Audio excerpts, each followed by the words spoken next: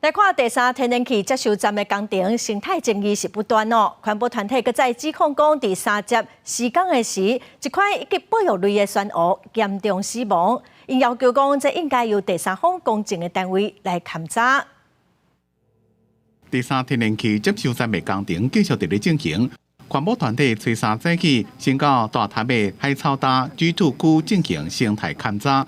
要用中油调查的公开资料，加在地科学家长期实地勘查现场的影像，要求确认海草搭生态影响，提出保育政策。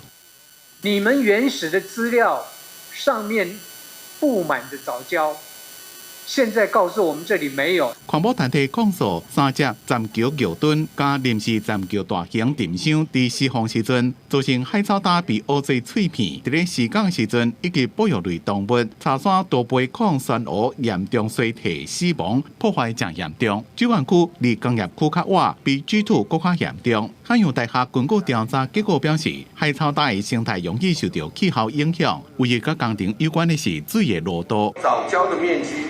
G1南和G2北，它的季节性变动是非常的大，可能根据东北季风，可能根据台风，还有潮流都会有影响。像我们这边的沉箱是不需要去挖的哈，就是先铺一个衬垫，然后再去做抛石。那抛石到一定高层以后，再去做它的整平，然后到一定高层以后，然后再放置这个沉箱。针对大型电箱伫咧放的时阵造成海草搭死亡的部分，中油也做回应。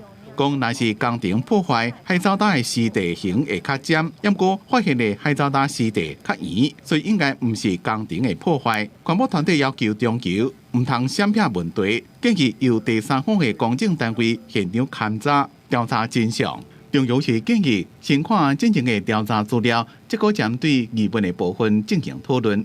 公司新闻采访报道。